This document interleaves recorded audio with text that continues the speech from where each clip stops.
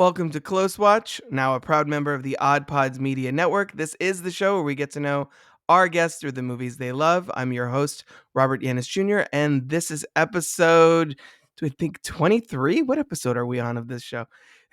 This is episode 23. As always, you can find more episodes of this show on Apple Podcasts, Spotify, Good Pods, and other podcatchers, as well as crookedtable.com. Ratings and reviews are always appreciated. Today, we're continuing on with movie musicals of cinema history, discussing 1971's Fiddler on the Roof from director Norman Jewison. And I'm honored to welcome to the show Pete from Middle Class Film Class. How are you doing, sir? Doing great. Thanks for having me on the show. Absolutely. So, like I said, we've been covering movie musicals for a while. I'm kind of opening the year with this remaining chunk of movie musicals and cherry picking throughout history. And we'll get to this one specifically in a moment, of course. But tell people, like, what is kind of your history with this genre? Where do you stand on movie musicals generally? I feel like, in recent years, it's become sort of a big, well, until a certain movie that just came out a couple months ago, it's become a big question mark. Do audiences even want movie musicals? Where do you stand? I think that wholly discrediting the genre of musicals is it's something that I think is a young man's game. To be honest, most of the people who I hear, you'll hear this a lot as you watch like movie podcasts or listen to movie podcasts. People will say, I'm not really a big musical fan, but I really liked it. Right. And the last musical I watched, I didn't think I was going to like it, but I liked it. Wicked right now is like taking the world by storm, and all these people are kind of gushing over it. And, they're like, I never thought I would fall for a musical. I'm not a musical guy. Like maybe you are, but when you were 19 years old, it was not cool to like Right. West Side Story or whatever, So I like good movies. So I don't care if it's what genre it is. I don't care if it's a rom-com or a depressing Polish art house film or a musical. If it's good, it's good. And I try to meet movies on their own terms. I'd rather love a movie than hate a movie. And I could easily count on, run out of movies to count on two hands, movies that I love in just about every genre, musicals included. Yeah. No, and to your point about it being kind of a young man's mistake, like to be able to discount the genre, it's also passing over like what, a century or so of Yeah. movie musical history. Like so many movie musicals, so many best picture winners, so many blockbusters from throughout cinema history are movie musicals, and it was at one point the go-to genre for the industry. And so it's been interesting to sort of see the narrative play out of studios kind of hiding the fact that movies are musicals, and then things like Wonka and Mean Girls becoming box office hits, sort of despite the marketing sort of downplaying the musical side of it. Mm-hmm. And then like with Wicked, it feels like we are at maybe a little bit of a turning point where that's going to start coming back around. Yeah, it is a weird phenomenon. I mean, I still think that Wonka, people being surprised that Wonka was a musical is a little disingenuous because the original was a musical.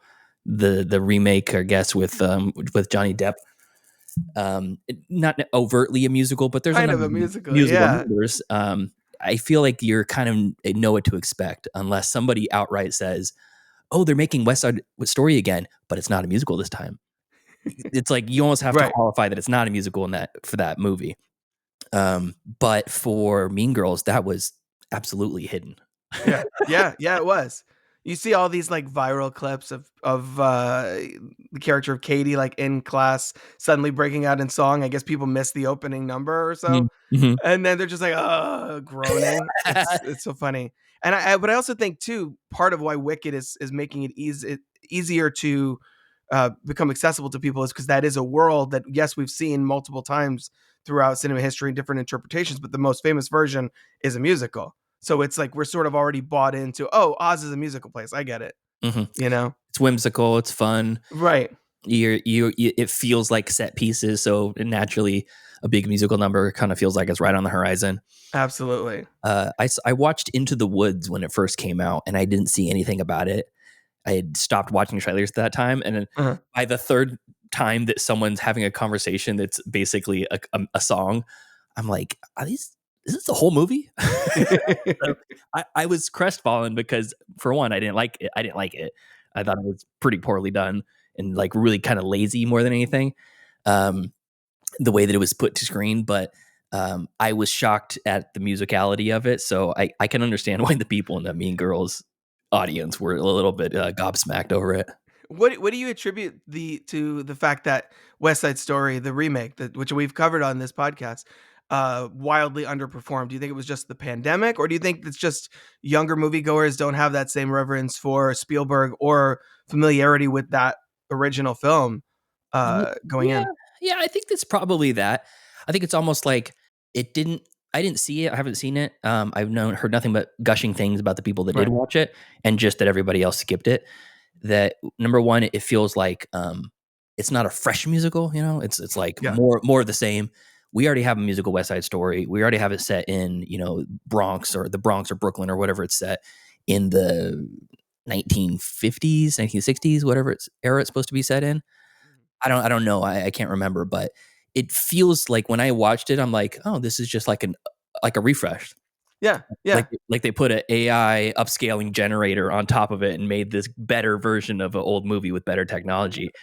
I know it's much more than that, and Yeah, I was gonna say that's Steven Spielberg is a little bit more skilled than AI, but yeah, no, I get where yeah, you're coming from. when you're looking at like a 60-second clip of it, you're like, oh, this just looks like an upscaled version of the original. It's like shot for shot in some cases, it seems. Yeah, yeah, I get where you're coming from. Yeah, so No, I think totally. I think that's part of it, and it's almost like when I see the West Side Story original West Side Story production, my thoughts that are kind of tied to that are stuff like a classic rendition of Romeo and Juliet. Right, Feels like, I mean, I know that's pretty much what it is, but when you think of, there's a new Romeo and Juliet movie coming out, unless there's a hook behind it, right. why am I watching another one? Unless it's Baz Luhrmann's Romeo and Yes, Juliet, Romeo plus Juliet. which was like probably the last time people were really excited about an interpretation of that story, I think.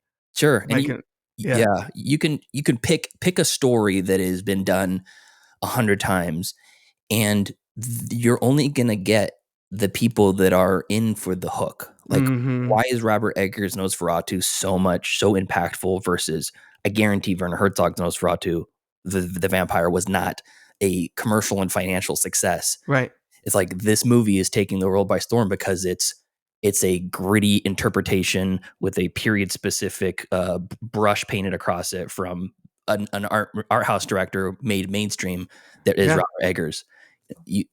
Everybody knows what to expect when they're getting it, and then they got it. So It's so funny you mentioned that because I was literally when we were talking about the Romeo and Juliet of it all, I was even gonna bring up Dracula because, like, in the last couple years, we had Abigail, Renfield, and The Last Voyage of the Demeter that are all Dracula adjacent stories outside of that main story that we all know. And then Nosferatu is kind of doing a version of that same like mainline Dracula story and is having a lot more success with it. So yeah, I think that's interesting. yeah, yeah. I still need to go see West Side Story. I owe it to my boy Spiely. Yeah, yeah, check it out. It's good. It's I will. equally good, I'd say, in some ways to the original film. But to your point, it already is a West Side Story. There's only so far. I know I've seen online some murmurs of a remake of the film we're going to talk about now, and I'm like, Really, I don't think we need that. I think it's good. I don't it's done. like and we'll talk about why. So, obviously, there's one Fiddler on the Roof. It's a very singular musical. It's a very singular experience. You reached out to me and you said, "Hey, I see you're doing movie musicals still. Let's talk Fiddler on the Roof." Oh yeah. What is it about this film that you wanted to talk about? In your own words, what is this movie about? So, Fiddler on the Roof is a story about a small town in Russia on the Tevye, and it's told from the perspective of the protagonist. Oh gosh, it's played by Chaim Topol, and it's Tevye is the name of the character, and he's got 4 daughters, a wife, and he's basically a milk farmer, and all it is basically a slice of this very small town life, but that gives you the unassuming, uneducated viewer who doesn't know anything about Judaism or the Jewish traditions and faith and kind of the life behind the religion of these people. it gives you, he's basically literally walking you through it. He's like, why do you think we wear hats? I'll tell you. I don't know. And Yeah. it's like you're getting like almost like a information dump, a full download, cliff notes on Judaism from this really likable character played by Topol. Rest in peace, passed away, I think 2 years ago. And it's for one, it's really hard to hate him, and he makes decisions that you don't agree with in the name of his tradition and his religion, and you're just like, don't, Tevye, go, it's your daughter, go to her. And you like you have this really emotional connection to him, partly because he's a well-written character, but partly because it's played just perfectly by this actor. And for people who don't like musicals, this is like, the singing is not particularly great, but it's catchy and it's fun, and it has meaning to it. And I think that the thing that sets apart some musicals for me that really hit and some that don't is that if the songs mean something to the story and they help propel the story and it tells you something in a way that gives them emotion from the characters, that it could be just a line reading, but instead they turning into a song which has much more meaning and it brings multiple characters into it. It make it impactful to me. Yeah. I'm gonna bury the lead on our list, our good to best, best to worst list or whatever we're gonna do. Right. They're all bangers except for the stupid Miracle of Miracles after. Yeah, after That's barely a song too, to me. It's just like running through the trees for 2 seconds. We're happy, miracle of yes, miracles. Okay, that's it. I'm like, all right, you get it. You're happy. he's talking Good, about, congratulations. I don't I'm know. such an incel. Muzzle tough. Yeah. Yeah, muzzle tough. I'm such an incel that all these miracles that God did throughout the history of our religion, thousands of years of saving, David from the lions or whatever it is, all these things that happen, the greatest miracle of all is that I'm going to get laid. That's the song. I mean, yeah, it's a song all guys can relate to, I Sure. guess. I like the contents of it, but God, that guy is such a dork. He can prance around in the meadow. So, but Yeah. anyway, the charismatic, enigmatic nature of the characters is so, it just draws you in. And on top of that, you get 200% slapper dance sequences, which I have a soft spot for, in dance sequences that come out of nowhere. Mhm. You expect it a little bit when you're watching a musical, but both of these dance sequences are 100% male. They're Yeah. all male dance sequences, which is a dying thing. You have the tap dance sequence in Hail Caesar with Channing Tatum, Right. brothers Hail Caesar, fantastic, out of nowhere dance sequence, love it. Bunch of dudes tap dancing around, full sequence. It's really a throwback to this era of filmmaking of Fiddler. But it's like the bottle dance is easily one of the coolest sequences. Like, I watched it last night, watched the movie last night in preparation for this again. And at least 3 times I'm like, oh, look at those guys go. So I just feel like the amount of like joy that it brings. And then at the same time, it doesn't give you a Hollywood ending. It Mhm. gives you the reality of the crushing reality of the time period for the people that lived in that time. And it started out as a Broadway play, made it into the movies, been on Broadway a billion times. I mean, even Alfred Molina played Tevye. Mhm. It's such a fantastic movie, and I rediscovered it a few years ago for our show, for middle class film class, because it had been on like a very strong constant rotation in my household and the various households I was raised in growing up, various aunts and uncles and grandma's house that we spent a lot of time in. I don't remember watching it start to finish, but it seemed to have been on a lot. And as I rewatched it a couple years ago for the show, I just said, hey, I need to see if this is as nice, as fond of a memory as I have in my head is the movie. And it 100% held up, and more, and then some. I immediately bought the Blu-ray and watched it again. That's awesome. Yeah. Yeah, I think people now, like, it's also one I don't hear talked about that much either. Yeah. Which I think is a real shame, because looking back, like, I was raised Roman Catholic, so this isn't even our faith, but this movie was on everywhere. Like, that was the crossover appeal of this movie. Like, this was a phenomenon. This was nominated for Best Picture, Best Director, Best Actor, and all that stuff, and it won 3 Oscars, and it was a huge crossover success to the point that Topol like kept coming back, and it played this role up until I think 2009 as the Wow, latest. really? Like from before this movie came out, like for decades, he kept coming back and playing this role. And you forget watching it that he's 36 when this movie comes out. Wow. And I don't know if it's the makeup or the Yeah. hair or whatever, but he's clearly playing 10, 15, 20 years older than that. Easy. Yeah. So I think that the first of all, the first secret sauce of this movie is not a secret, and it's his performance. Mhm. He has such warmth and authority and presence on screen that really you want to lean in here. Like if this movie was 3 hours of him walking around with his horse, his injured horse, Mhm. talking to God, I would be fine with that. Like just Yeah. him walking around and having conversations with God and being like, why would you do this? Blah blah blah. And kind of relating about things in his life. To your point about the slice of life of it all, that would still be watchable. He's one of those actors that can't help but be compelling. And then you place him within the story that one is so joyous, like you're saying, but then also has this backdrop of all this darkness happening around them, Mhm. and the conflict of like the world changing, and Tevye having to confront his biases, and question whether what he's willing Mhm. to change about himself, about his world, the world around him. And you hear that later on with Hava when he's like, oh, if I bend, how far can I bend before I break, essentially. Yeah. And I think that's a really interesting, just as like from a character perspective, watching this guy's psychology and like his view of life develop over the course of the movie, Yeah. spurred along by his three elder daughters. I think is just really fascinating.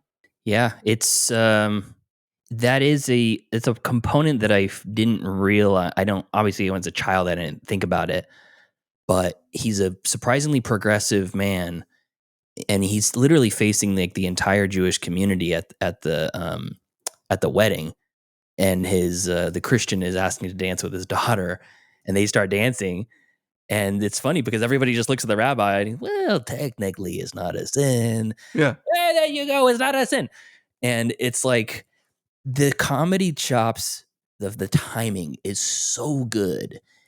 And I don't know if it's like specifically like a Jewish centric humor pacing or whatever, Mhm. but it's very similar to a Woody Allen or a Larry David or something along those lines, Billy Crystal, where it's almost like there's a little bit of a setup and then somebody gives something and it's a quick cutoff. Yeah. Yeah. And it works so well. There's the scene where he goes to tell his wife that his second daughter is going to get married, and that she's going to go off to wherever. She's not going to go off yet, but he basically says, "Oh yeah, and by the way, we're letting him marry the teacher." And Yeah.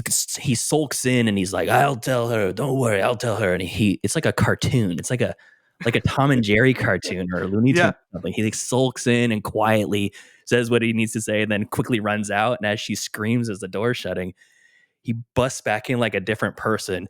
You don't get to tell me I am the papa. And it's that like two-faced turn is so vaudevillian and like so comedically perfect that I've seen it 5 times in the last like year, and it cracks me up. It still cracks me up every time I watch it.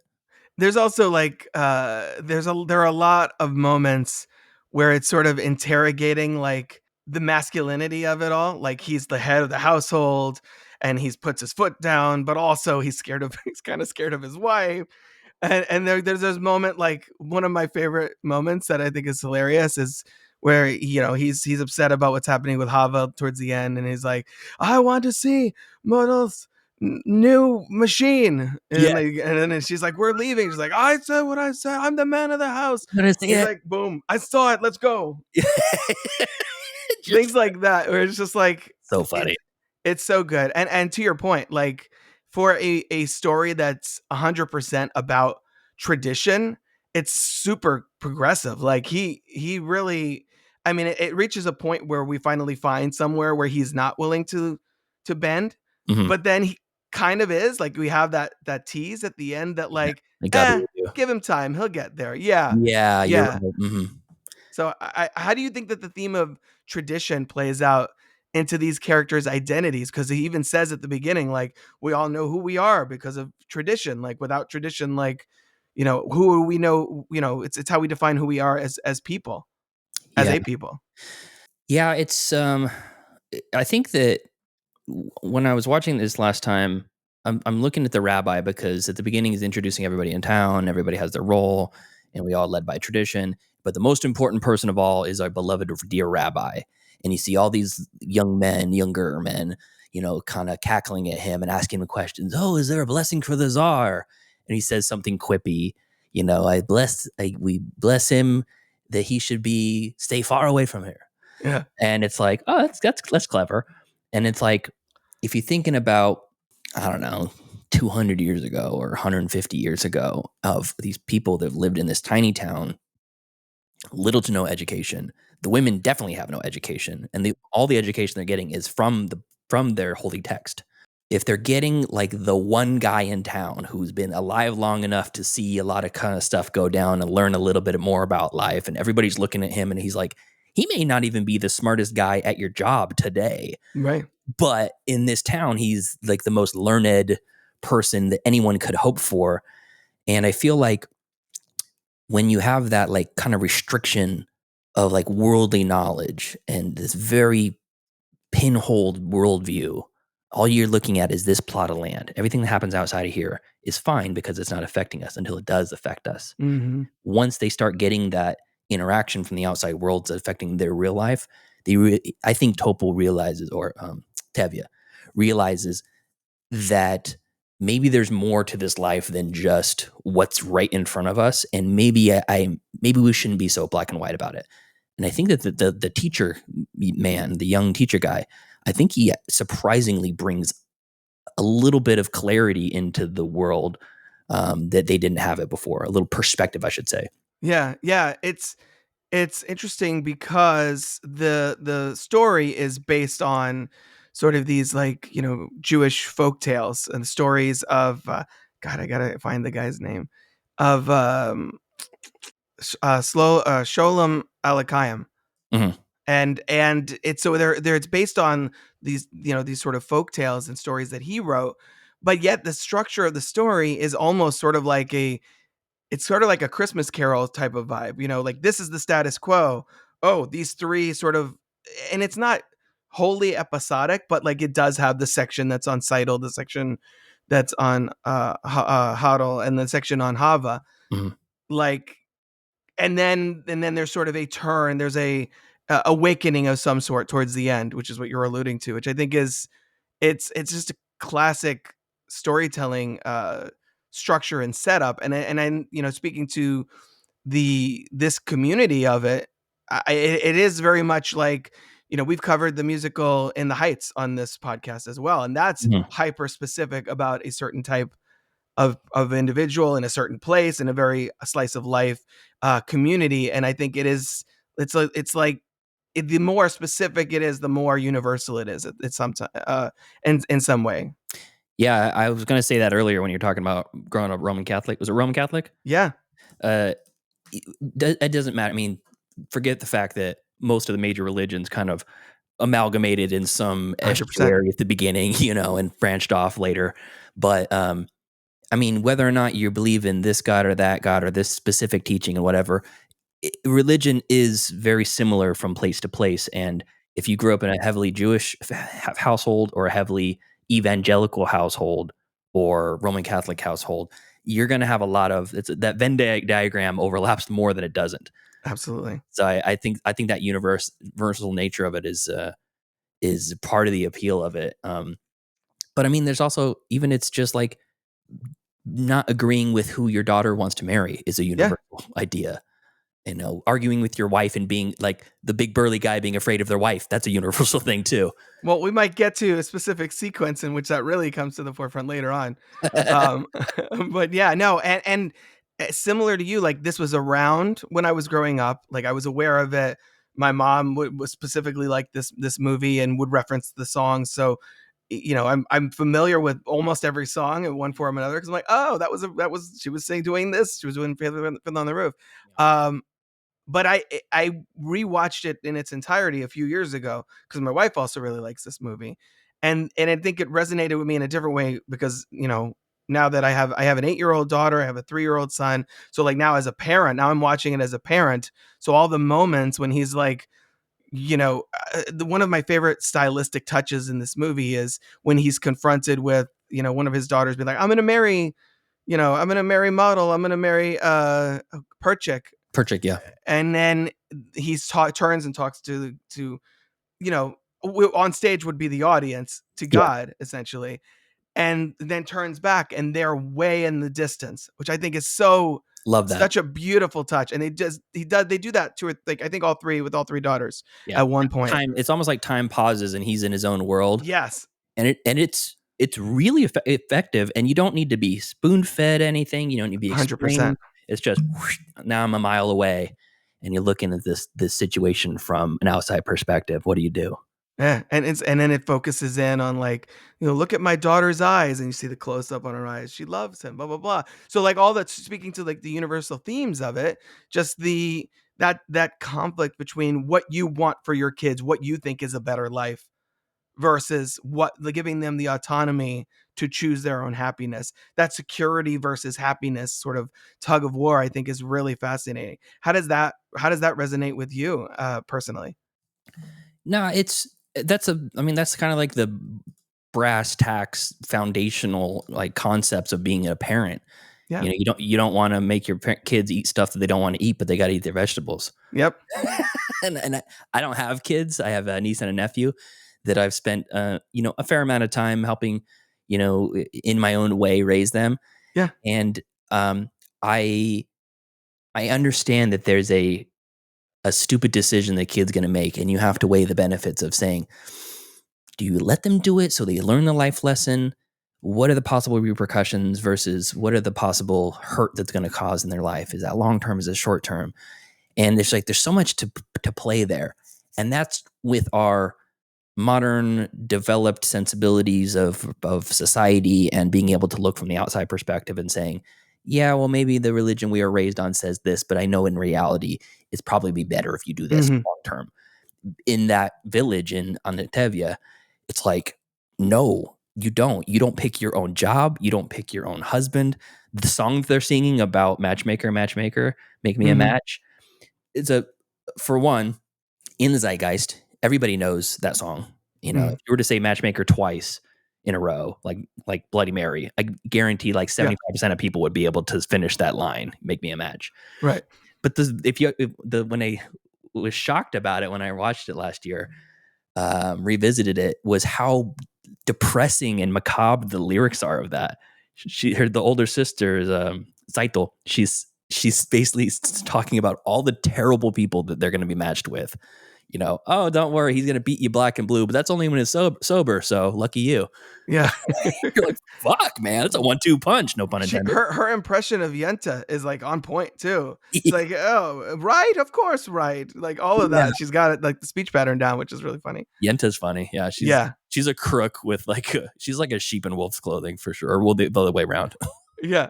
No, and the community of characters that we meet around them, I think, is really fleshes out that world and makes it feel tangible and authentic. Starting with Yenta, of course. That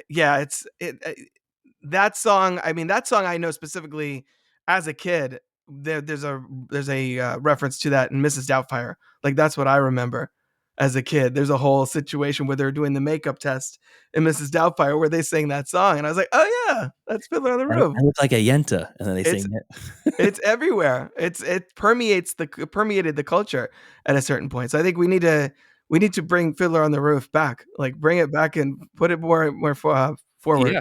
Yeah, Gwen Stefani tried to. She sure did, and ruined that song. Rihanna was watching with me and my girlfriend, and she goes, "Oh man, the song! I love watching this movie again because all the songs get stuck in my head. But every time, if I Was a Rich Man comes on, I just think of the Gwen Stefani version. Shake my head. Like, what a terrible thing to say out loud. How dare you? I know, just a shame, a pity. Yeah. Let's see. But he's already pretty like when the movie starts, he's already a kind of a radical character, which I thought was interesting. Like that the arc of where Tevye ends up, I think makes complete sense when you already see the beginning of the movie, and he's already a little more open minded. He's already a little more accepting of Perchik. He's already willing to have Perchik teach his daughters about the world and sort of open their eyes to a bigger, Mhm. a bigger perspective on things, which I think is really, I think lays the groundwork that makes everything else that happens much more plausible. Mhm. Um, I also think the breaking of the fourth wall, like we said, is So fun. so fun, so critical to this movie's success. I think to making you feel like you're on this journey with him. How do you think that it impacts the storytelling and the performance by Topol? Well, we just reviewed on the show, The Fisher King, directed by Terry Gilliam, and we were talking about I was talking specifically about how the way that Gilliam shoots a lot of, his character interactions, it's like the camera is almost like sitting on the shoulder of somebody. The Dutch angle is so extreme. It's like you can see their pores sometimes. And that's one way to get somebody into the world, feel like they're pulled into the world. This is another really effective way because you're he's literally looking right at you and he's like, "Can you believe it? They gave each other a pledge. Unheard of." And he's looking at you and Absurd. Yeah. cursing to himself. And then it's almost like you're in this mythical figure role as well because he's talking to God, and then he's talking to you and you're just like, am I homies with this guy? Because I want to be. So yeah, very, very effective in that regard. Yeah, yeah, absolutely, absolutely. I love that. I know that we sort of talked about sort of your early familiarity with the movie.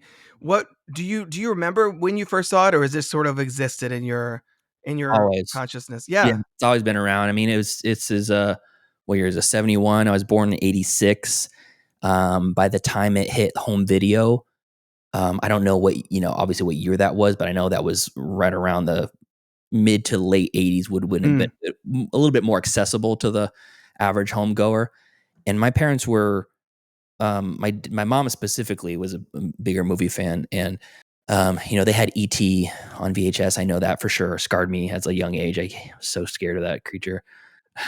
um, I overcame my fear for that. We reviewed it on the show, and I actually love that movie now. But it's a great movie. Yeah. yeah, for like 30 years, I was like, "This is my greatest fear is ET. I hate it. I hate seeing a picture of it when I'm scrolling through the internet. It just pops up. I'm like, oh, Jesus, how do people love this thing?"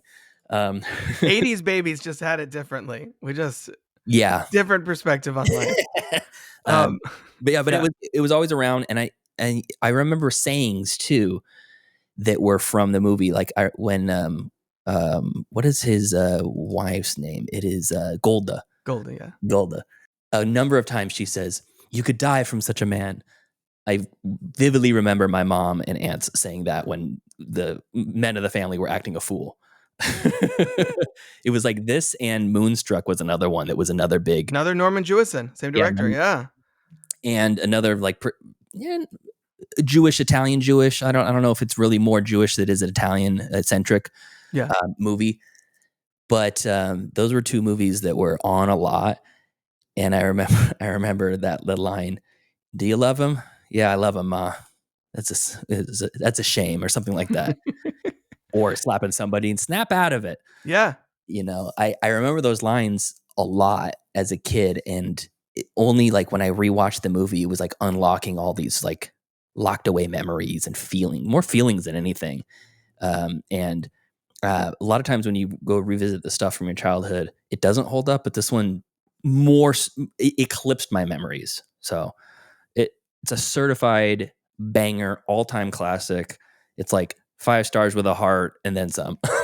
you know, No, it's funny that you said that because I was gonna ask what sort of memories or emotions does this movie's evoke in you, and I think you're kind of touching on that a lot. I think similarly to you, my mom was, I think, more of a movie person in my household. She was definitely a musical person. She brought a lot of the like Bye Bye Birdie and My Fair Lady and West Side Story and all of those musicals from the 50s, 60s, and 70s were on a lot. We're just like constantly on rotation, and Moonstruck as well. And I think Moonstruck is a movie that really would be a really interesting double feature with this, because it's very similar thematically in a lot of ways.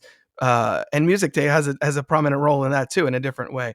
Yeah. But yeah. So any more to add on the emotional resonance of Fiddler on the Roof? I think that I think part of the reason why I like the character of Tevye too is he reminds me a little bit of like a louder, more boisterous version of my dad. Mm, My dad was a type of person. He never took himself very seriously. He always wanted to crack a joke. Always wanted to make someone laugh, even at his own peril. You know, if the joke yeah. is funny, it's kind of a rule in our house. If the joke is funny, you have to say it, even if it's going to get you in trouble. You got to say it. Right. So sometimes we'll be sitting on the couch watching some trash TV show, and Brianna will say something. You know, that just reminds me. Nah, I shouldn't say that. I'm like, no, you have to say it. You have to say it. There's no one in the room besides just the two of us. You know, if it's good, made in good natured fun, it's and most of the time, you yourself are the biggest joke. If Mm, you can't laugh at yourself, you're missing a great joke. Is one of the things we've said growing up, and I'll give you an example of the way my dad was. I go grocery shopping with him sometimes, just running errands around town, and he always kept in his wallet a it was a fake ID, but it was Curly from the Three Stooges making a stupid face. He was like, I was crazy or whatever. right. And if he saw that the cashier was having a bad day, he's buying beer or something like that, Uh-huh. like, no ID, and then he'd give him that ID, and they'd just kind of like, what the heck? And then he'd just go, oh, wrong one, and he'd give him the regular ID, and I always got just a chuckle, not a big laugh, but just enough to like break the shake the haze off of him. Yeah. And I always thought that was really goofy when I was a kid, but as an adult, I realized that he literally just wanted to make people laugh all the time. And I feel like Tevye is that way, where he's not looking for the joke, but he's always trying to lighten the mood. Mm-hmm. It's like the whole sequence with Perchik and the one, I don't know if it's the beggar or one of the guys from town, and they're talking about well, as the good book says, one hen in the house is worth two in the whatever, and he's like, when does it say that about chicken? Well, it says something about chicken, and they're not sure of it. There's that great line too with Perchik. A lot of his, I think the like kind of the difference of perspective between Tevye and Perchik has a lot of they get a lot of juice out of that in this movie. When Perchik says, money is the world's curse, and he says, "May the Lord smite me with it, and may I never recover." Yes, Things like that. that's great. I love it. Yeah. I like Uh, the curses they give him too. yeah. May the heads grow in the ground like an onion. It's like, what? What did that mean? Great curse. At one point towards the end, even when things are really looking dark, and they're like, "We should fight for our homes, an eye for an eye, and a tooth for a tooth," and he's like, "Oh, very good. That way, the whole world will be blind and toothless." So it's like humorous, but also with like with a pathos behind it. I think that's sort of his whole thing too. And what makes this character, I think, not only so entertaining but so compelling, is that he's a strong man. He's an honorable man. He also has his stubbornness, and he has his Mhm, like macho like masculinity side, which was of course very in keeping with the times, etc. mhm. But then he's also we see that vulnerability. There's moments between him and Golda where he feels particularly in need of answers, in need of Yeah, validation, which yeah, again we'll probably get to in a little bit here. yeah. um, so yeah, it's a great role, I guess is what we're saying generally. And the fact that this movie captured who is largely considered the most iconic take on that character, I think Mhm. is also part of what makes this movie unique. Because a lot of times, someone plays a role on stage, and then they make the movie, and sometimes it's good, sometimes it's not as good. Sometimes it overshadows it or whatever. But in this, like this, he was on stage, and Norman Jewison elevated it. He's like, no, you're the guy I need for the Yeah, movie. I and they're want to like, capture this on screen. yeah, today they get Chris Pratt for it, and Right, exactly. yeah, I one of the other things I really like about Tevye, the character of Tevye, is that so when you were younger, raised, coming up, do you spend a lot of time reading the Bible, or is that just a formality? That was just a tool in the arsenal of the religion. Um, I didn't spend a lot of time. I did go to like Christian school for a couple of years. We Oh, you did did? go to Okay. church on Sundays. I had to Youth do group? like Did you do the youth youth group? group and all that. Yeah, exactly. So my parents met at Bible college. My mom was 17 when she met my dad. My dad was 22, yeah, 22, 23. He's 5 years older than her. And they were married by the time she was 18. And she he was in Bible college. She only made it a year, and he was in there for like 3-4 years or something like that. So he was into like hermeneutics and like really in depth like analysis of the Bible and stuff, and was a youth pastor when I was born in Pleasanton, California. And so I'd always kind of been around a lot of the heavily religious kind of groups, and I was raised in a Christian household. We went to church, yeah, every Sunday, sometimes Wednesday nights as well, youth group as well. I spent a lot of time reading parts of the Bible that I thought would be more beneficial. And somebody at some point recommended um, Proverbs, and they just said, just read Proverbs, start to finish, and you'll get a really interesting perspective on life. And as I get older, I feel like the role of religion in that era, maybe like pre-prevalent education, really was more specifically like, okay, there's a big handful of people who are pretty well educated and have a really good grasp on like how we keep the society moving together. Don't kill each other. Don't have sex with your kids or animals. Right. Just kind of like the broad stroke stuff. And they're trying to tell these people who can't read and barely understand, the ethics of a lot of the moral stuff, how to live a really kind of a good life. And Proverbs really does that from 2,000 years ago and today. There's stuff like, be careful arguing with a fool from a distance. No one can tell the difference. No one can tell who's the fool, that sort of stuff. Or like, it's better to live in the top of a house than to live with a lush or drunk or something like that. And it's a lot of stuff just about like, hey, live your life like this and you're probably going to have a better time. And I feel like Topol's constantly hearkening to that sort of stuff. It's like, hey, don't do this. The good book says, do this and you'll have a better life, instead of, well, it technically says that, women aren't allowed to read. It's more Right. about Right. Exactly. bringing up the people rather than tearing them down, which I feel like is the good part of religion and holy text and stuff. Yeah. And unfortunately, people who want to be in power usually use the opposite, Hmm. where most of the people, we were talking about this earlier today. It's like, why don't you hear about the people so much that are doing good for the church? Well, they're keeping their mouth shut because that's what the Bible says to do. Right. Suffer in silence and, live your life by good standards and help others and do unto others, they do unto you, instead of using God's name for power and conquer and all that stuff. Using God's name in vain is not saying God damn. It's doing acts in the name of God that God wouldn't want Bingo. you to do. So, Yeah. Topol is like the best version of that, and it's so admirable. So I love him. Yeah. No. And this movie, I think, it does have like a healthy depiction of how to use religion to your faith to guide you forward, but also having that room to grow, that room to change, that room to, all right, what parts of our tradition do we keep sacred and how do we take them into a different world where maybe our values and everything sort of open up a little bit more.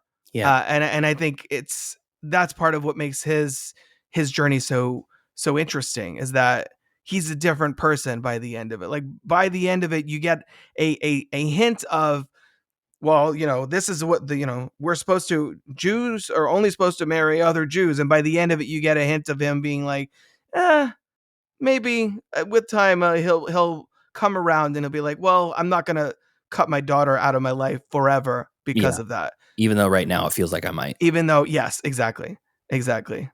Cool. Yeah, Yeah. and it's just a casual stripping away. First it's it's because of wealth, Mhm. and then it's because of like ideology, and then it's because of religion, and it's sort of him becoming more accepting of all of those different types of people, ways of life, etc. Um, Sure. let's see. I wanted to also ask you, what what do you think? What does the Fiddler represent to you before we start doing our rankings here? Hmm. I never really thought about it. I just felt like he was like an added character into the world just to make the world feel a little bit more lived in, I guess. Yeah. It's almost like that's the gypsy that's in the air in the town that everybody kind of. It's just like they have the beggar there. Yeah. Yeah. Yeah. As the fiddler, he just runs around and plays the fiddle. Yeah. Because I think it's interesting because he opens it with being like, oh, we're all sort of fiddlers on the roof, just trying to scratch out, meaning. While without breaking our neck, essentially. So it's like the fear, the anxiety, the strain between keeping the melody rolling as usual, but also, yeah. So it's all. I think it kind of represents progress. I think it kind of represents time because he's the first person we see and the last person we see. It opens and closes on him. He's following Tevye at the end, which I think is a really interesting moment. Yeah. Where Tevye is walking away, pushing his cart, and the fiddler's like following him down the road. I think if I had to extrapolate anything from that, I might lean towards the fact that it's like find the joy in life regardless of the struggle. Yeah. Because once they are forced to leave Tevye, at some point, once they realize that there's no fighting it, they all come to grips with it, and they almost start like tutuing on Tevye. Yeah, they're just like, what is this? A little patch of land? It always rains. What have I got? A hut? We're not gonna miss it. And it's almost just like, okay, well, we can wallow in it and we can fight it, and if we fight, we'll die. So let's not fight and let's not wallow. Let's just pick ourselves up by our bootstraps and move on. Let's wander through the desert for 40 days and 40 nights. Right. Yeah. So yeah, could be that. Yeah, absolutely. I think the fact that it's about them sort of not clinging to tradition so much as it is life itself. Like, questioning things, which we already mentioned the whole, oh, why do we do this? I'll tell you. I don't know. One of these things that I often think of too is growing up, like Robert Rodriguez was like a big director that I was really big into, like his whole like producing his own films and having wearing multiple hats, and his book Rebel Without a Crew and all of that. Yeah. And he did a whole speech about when they were switching from film to digital, talking about like the story that was, I think, his grandmother, when they would make like a roast or something, would cut the sides of the meat off. And his mom, you're familiar with this, it seems like. I was just where I'm going. I was just going to bring it up. It's a great story. I use a story when I'm teaching at work, coaching at work. Yeah, it's so good, and it's applicable here. And then his mother eventually, or somebody asked the grandmother, like, "Oh, why did you do that? Like, is it for the flavor or what?" She's like, "Oh, it's so it would fit in the pan." Yeah. That I had. And so it's like questioning the what traditions are still worthy of being upheld. Why are they being done that way? And letting go of to quote The Last Jedi, let the past die. It's sort of what that movie is about as well. Like Kylo Ren is like, nope, we're starting fresh. No more reboots. And then Rey is just, you know what? Well, I'm going to keep the sacred text because maybe there's some things I want to keep from the earlier movies. It's sort of that same kind of vibe. It's embrace it and bring it into a new way of life. Yeah. Do you know that there's a real life like scientific experiment with monkeys and water guns that are similar to the whole tradition sort of thing. So the story you just said is like, you learn how to cook the roast from your mom. Step one, cut the butt off, throw it in the pot, do whatever. And then you want to know why you cut the butt off. She asked her mom. I don't know. That's how mom did it. She asked grandma. Great grandma says we didn't have a pot big enough. Right. So it's like, that's the thing. And you're like, why did we do this from the beginning? I don't know, but we're going to do it that way forever. Right. So they put a bunch of monkeys in a room, and you put some grapes or banana or something like that, a treat up on this like stairs, top of the stairs. And when there's 5 monkeys, and when any of the monkeys go up to get the banana or get the grapes, they get squirted with the water gun, and they all freak out. They all get pissed off about it. They hate it. And eventually they all stop going because they know they're going to get sprayed with the water. Well, then one monkey gets taken out, a new monkey gets put in the room, immediately goes up for the toy or for the treat, and all the monkeys beat the new monkey, and they're like, "Don't do that! Don't go for the thing!" And that's not what we do here. Oh, what the hell? And so he's like, "Okay, I'm not going to do it." And so he never goes for the thing because every time he does, he gets beat up by the other monkeys. And eventually, they take all the original monkeys out one by one, and until there's 5 new monkeys that have never been sprayed with a water gun, and they all will beat and the new monkey that comes into the cage because it's trying to go for the grapes. And they don't know why they don't do that, but they just know that if you go for the grapes or if someone else goes for the grapes, we're going to beat the shit out of them. Because that's what we do. And it's like I work in auto body, we run body shops, and there's a lot of things that guys, I mean, we have guys that have been doing this for 30 years, and then guys have been doing this for 5 years. And the new technology versus the old technology is so different that a lot of times I have to have tough conversations with guys. I'm like, I know that's how you used to do it in 1992. We don't do it like that anymore. We're in the new world, new technology, new whatever, high expectations. We have rules and regulations we have to follow and guidelines and stuff. And we're pretty good about that from the get-go. But that whole mentality of, well, I've already done it this way, so I'm not going to change now. It's like, that doesn't fly most of the time. Unless you're making a roast, then you're just wasting meat. Yeah. That's not the way forward. No. You got to learn from the mistakes, improve upon the way things were done. Otherwise, you're going to be sitting in your village as it burns to the ground. Not worth it. Yep, that's right. And in that way, Fiddler on the Roof, I think, sort of works as a parable. It's like, as something that you can reference and be like, just like in Fiddler on the Roof, you got to keep moving, blah, blah, blah. And the way that he references the good book in this movie, which I think is fascinating to sort of metatextual. Okay, so there are a lot of obviously great songs, bangers, as you said, in Fiddler on the Roof, but let's talk about 6. Let's talk about 6, baby. Let's talk about flicks and me. Let's talk about what the good films and the bad films are to me. Let's talk about 6. Let's talk about 6. I appreciate that. So, Pete, why don't you get us started with your number 6 song from Fiddler on the Roof? Ooh, that's tough because they're all so good. Yeah. I'm going to go with Sunrise Sunset. Nice. Yeah, I really love it. And I'm going to put a little bit of the context of the scene is going to play into the song. If I'm putting it on just on Spotify, it's different. But for me, the scene and the song are intertwined for me. And speaking of Robert Eggers, the scene was shot entirely lit by candlelight, hundreds of candles. Eggers does that for a lot of his productions just to get that really specific, real natural light coming in.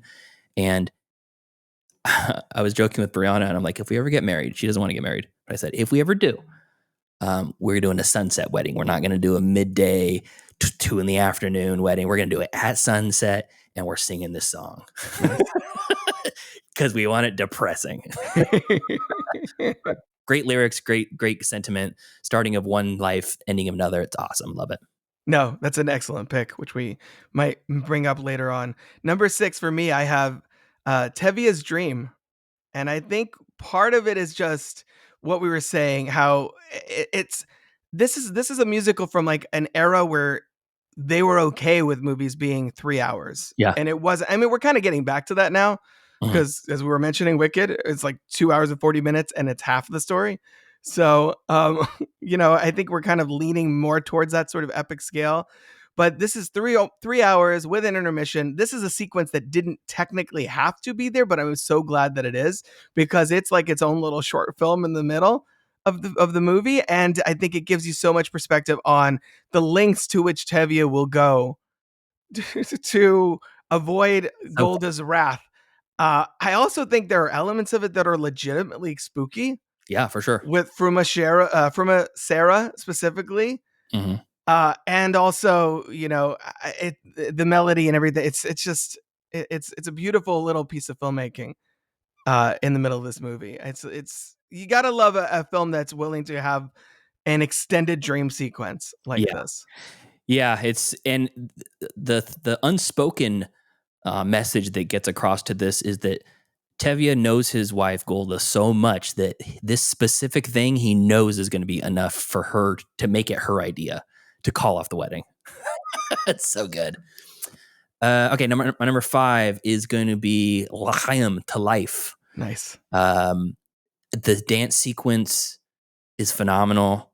They're real people. It's not like a bunch of models dancing. These are just like random dudes with blonde mustaches and sweaty faces in this little bar. And it's like 2 dudes from different two sets of groups from two different parts of the world coming together to celebrate. It's so good. That's a large scale dance. It's in a tight spot too, so it feels even more grandiose. It almost feels like they're dancing under like on the lower deck of a ship or something, because it's all wood and low ceiling and everything. The song itself is not as impactful, like the lyrics are fine, but that dance sequence is hard to beat. Yeah. We didn't really talk about Paul Mann as Laser Wolf, which I think is a fun character. And, he's both exactly what Seidel doesn't want to marry, but also they don't overly villainize him. Like, he's not like a terrible person. He's not like He's just not right. overbearing. It sounds like if he were to have married Seidel, he would have treated her well. Yeah. It wouldn't have been the life she wanted, obviously. So she would have been miserable, but it's like they don't make him this like monster of a person to the point that when he gets upset at the wedding and like throws his sort of tantrum about it. Yeah. You're like, not the place or the time, but I mean, I get it. I get why you would feel that way. 100% they announced it and then they went back on their word after, so after they did a whole musical number celebrating it. So I understand that 100%. Also, number 5, his name is just great. Yeah, Laser Wolf. It's I know. so good. Sounds like a sci-fi character. Super cool. Sounds like somebody from Dune. Isn't there somebody in Dune with Wolf in their name somewhere? I forget. Maybe. I got to rewatch that.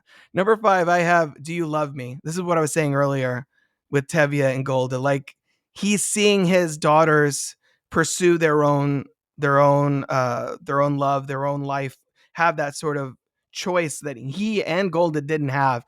And so them commiserating over the beginning of their marriage and how they were also arranged and they didn't know each other and they were super nervous on their wedding night. And well, where are we now? Is it still just a marriage of convenience? Have we grown to love each other like his parents said that they would? I think that it's a real moment of weakness and vulnerability from Tevye, where he's just like, you drive me crazy. What do you mean? I've been doing this for 25 years. You're like, yeah. But do you love me? So sweet. Yeah. It's my number 4. It's nice. Yeah, perfect. That works out nice. It's really good, and it's great. It brings it humanizes the people that seem like such staunch, stuffy people at certain parts, specifically in their relationship, and it kind of makes you a little sad for the countless people that were in loveless marriages and happy for them that they're not in a loveless marriage. Right. Yeah, exactly. And it's also, it goes to show, it underlines his development, how he's changing through his daughters and through, the series of marriage proposals that we see throughout the course of the movie, that he's looking inward and he's like, well, wait, what about me? Do I get to be in a marriage with love and affection and all of these things that my daughters are getting the opportunity to pursue? I love that. Yeah, so that was your number 4, you said. Yep. So my number 4, I had Matchmaker. Got to put Matchmaker on there. I think without this song, it sets the stakes for these girls for the future that they're terrified of, as they say in the song. Mm-hmm. And obviously it's super catchy. It's all throughout pop culture, but I think without it, we're really missing their perspective on the future that awaits, that is kind of currently being set in stone for them. Yeah. And I think we get a lot of character development for the 3 daughters in that one song. I think without it, it would feel really hollow and we wouldn't really understand who they are as characters. It's really interesting. I never even think about it from that perspective. You wouldn't even, it wouldn't matter. And so much of the movie is Tevye learning about life through the boundaries that his daughters are pushing on him. Mm-hmm. And that's interesting. I never thought about it that way, but it's very catchy. And that's my number 3. Yeah. Iconic. It's short too. It's like real quick, in and out. And you learn so much about them in that song that could be a line delivery. Well, Zeidel, you should be lucky that you're not, because what if you get a bad guy and, he could be abusive, he could be alcoholic, and Yenta doesn't care. It's like, okay, that's fine. Yeah. But an iconic song that makes it into Mrs. Doubtfire. Exactly. He's young. Okay, he's 62. Yeah, okay. He's tall from side to side. Yeah. All those little, those so good. And like we said, it's a light song, but it's also really dark under the surface, which I always love that sort of contradiction. Mhm. So that was your number 3. My number 3, I had tradition, because Yeah. it's the mission statement for the whole movie. It is what the movie's about, but it's also what the movie's pushing past in some ways. It's internalizing tradition and recontextualizing it. And I think without that song, and again, the joy that Tevye brings to it, I've started. I didn't get a chance to finish it before we did this recording, but I've started watching a documentary from a couple of years ago on the Fiddler on the Roof's journey to the big screen, and it's interesting because in there, the thought process with the choreography and like, you know, with them walking around and like shoulders back, head high, because they're proud of their traditions. And so I think it sets the status quo for, all right, this is where we're at, this is our traditions, and then where we end up is so completely different. It's just, yeah, it is also, it's just got a great sort of orchestration going on. We should mention also John Williams was involved in this as like a conductor and sort of helping arrange the music behind the scenes. That was your number 3? That was my number 3. Number 3. Number 2, tradition. Wow, we like didn't plan this, I swear. I'm like mine are a step above yours. That's my number 2. And the only reason why it's not number 3 is because I don't consider the bottle dance a song. Yeah, right, exactly. It's my favorite sequence in the movie. It's shock inducing to me. And what amplifies it even more is that they do it on stage in the production. And they can take another take and they can cut together sequences together in the movie, but they're doing it on the Broadway production. Oh man, it's so freaking good. So anyways, that's not that. Have you seen this on stage, by the way? No. I haven't seen any large plays ever. Yeah. Never been to a hockey game, never been to a real play. I would love to see this on stage. I think that would be amazing. Me too. Yeah. Yeah. So tradition is great. It's everything you said, and it's what it gives you everything that you need in the very beginning of the movie and sets the tone for the whole thing. Yeah, you understand this world because of that song. Mm-hmm. Number 2, I had Sunrise Sunset. Nice. So everything you said, 100%. I think it's fully internalized. I don't think we see anyone singing in that number, do we? I feel like it's all them at the whole sequence, I think. Yeah. Are they singing? Yeah, I think the whole wedding party is singing. But I don't know if we see their lips moving, or is it all internal? I think it's all in their heads. Like it's the most reflective of the songs in this movie. Yeah. It's showing like that passage of time and everyone's perspectives. And as this milestone sort of unfolds, looking back at, oh, she's my daughter. Like, how did she grow up? Where did the time go? Again, as a parent, that really resonates with me. I got a little emotional watching it this time because I'm, watching Tevye sort of have to understand like, where his daughters are coming from their perspective, and sort of letting them enter the world, I think is really powerful. And I think that sequence really captures it. It is very emotional. I welled up, and I don't have kids. Yeah, exactly.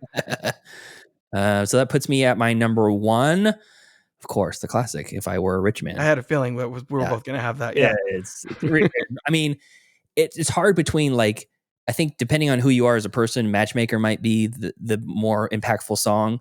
But I mean, it's just so catchy, and the little shimmy dance that he does as he's dancing through the barn is just, it cannot not bring a smile to your face. And if it does, you need to seriously reevaluate yourself. Lighten up. It's not like the most emotional of the songs in here. It's not like, you could imagine a version of this movie that doesn't have this song, because like it doesn't push the story forward in the same way, but it does because it gives you a sense of what Tevye values and what he's trying to attain, and what his sort of, oh, if only I had this, and from that perspective, I think it is necessary for the character's development. But it's also like, when I was making my list, it was, well, how integral is this to the story versus what am I going to put on repeat on Spotify? Sure. And since watching this movie, the last few days, you just get that locked into your head. You don't even have to sing the lyrics, just the and with the shimmy, like you said, there's a reason Gwen Stefani ripped it off. Is what I'm saying. Like, yeah. I think the lyrics also give you an idea that's like, if he's rich, it's not like he's saying he would be a dick to everybody. Right. I want to read 7 hours a day from the holy text. You're like, okay, cool. I guess I could do that now, but I'm just an asshole, so I don't. Yeah, it was just unimpeachable. Like that was when I was making my list. I was like, well, number one, if I were a rich man, and then I need And 5 other ones and to order them. But again, like all of these songs are really solid. Like there's nothing in here that there's no skips basically. Yeah. There's not, oh, this is the time where I go to the bathroom. There's Yeah. none of that. And it's funny too because I think they reissued this to theaters a few years later and I think they cut out Far From the Home I Love and Tevye to kind of bring the runtime in. Because obviously the original version does have the intermission and all of that. It's a great movie, and I'm glad that upon this rewatch, I think it's crystallized as such because, like I said, as a kid, it was around a lot, but it's also not really the kind of movie that you appreciate as a kid. I think you're like, I don't understand this. You're like, this song's cool, but I don't get it. Yeah, it's kind of funny. Why they wear their hair like that or whatever? Right. You don't. Yeah. Especially if you're not Jewish and it's a culture that's completely foreign to you. Yeah. You're just like, okay, I don't know if this is for me necessarily. I want to see, where's the Tin Man or whatever. Like, so as an adult, I think I've really come to love this movie, and it'll probably be something that I pick up the Blu-ray of soon thereafter. Soon after this conversation, it's like I bought on it. I think I bought on it. I just went on Amazon, and it's. I try to get as much as I can in 4K, and sometimes I'll see like a Blu-ray release, and I'm like, man, I really wish I had this on 4K. You don't need to go that level, and I don't even think it's available on that level. I don't think so. No. Yeah. But there was a special edition re-release sometime in the early 90s or maybe early 2000s that this Blu-ray is made from. So if you're looking for it, you yourself and listeners, look for the one that says special edition. It was completely remastered. It went back to the original slate or whatever, the original film stock, and they kind of started from scratch. There was like manual filters they'd put on the cameras back then, and they tried to kind of reverse some of that to counteract for like the modern televisions, and it looks really good, really good. Little almost too clear. How do you feel about the fact that the home video release retains the act break? It's great, and it has like it's cool, right? I like it. I think stretch my legs. I think we should bring that back. I feel like we might end up bringing that back. I haven't seen The Brutalist yet, which is obviously like in all the awards conversations. But from what I understand, that movie's like 3.5 hours long and has an intermission in the middle. Cool. So I'm all about it. If you have that much story to tell and it warrants that, go for it. Yeah, I mean, you're paying one ticket still for one movie, and you get two basically. Exactly. So obviously we highly recommend people check out Fiddler on the Roof if they haven't seen it in a while. Like I said, I feel like its place in the pop culture has maybe slipped a bit. So let's like put it back where it belongs in the conversation of great musicals. Yeah. I think you did a great job earlier on about selling this movie to people when you were describing what it's about. Are there any other films sort of in this vein that if people are listening to this and like, yeah, Fiddler on the Roof, awesome, I have my Blu-ray right here, what about it? What else would you be like, well, have you checked out this? Oh, that's a good one. That's a good question. I mean, I'd say Moonstruck probably. If you haven't seen Moonstruck, it got the Oscar. I mean, it's so good, and it's got Nicolas Cage in it, doing a fantastic character. Yeah, so good with a wooden hand. Spoilers. My bride. He didn't lose his hand. He didn't lose his bride. Like, what is he doing? It's so good. And it's a great movie. She's great. They got the old man that walks a billion dogs. He's great. You got Olympic Dukakis you mentioned earlier about Do You Love Him? That whole thing. Yeah. Do you love him? Yeah, I do. It's a shame. I can't exactly remember the quote, but it's so good. It's too bad. Something like that. Yeah. And it's in the Criterion Collection, so pick up that if you haven't already. People, I have it on the Criterion, and it's fantastic. It holds up. I'd say that's a really good one. I'm trying to think of any other good musical like movies that people. I mean, nothing comes to mind. I honestly do. Maybe it is because it's Norman Jewison, but I always put these two together in my mind. Yeah. They're very similar. Yeah, absolutely. Well, Pete, this has been a blast. Thank you so much for coming on to discuss Fiddler on the Roof. Tell the people where they can find you on social media. Oh, great. Thank you so much. And first of all, I appreciate being asked to come on the show. Yeah. Very great honor, love it, and I like talking with you. I feel like we always have a very good dialogue. We talked about Absolutely. Rocky 5 last time. We sure did. Yeah, real fun. No one wants to talk about that movie with me. Not as bad as people haven't heard our episode on that. Not as bad as made out to be. No, It's no. a weird one in the place of with the rest of the films, with the rest of the franchise. We'll give it that.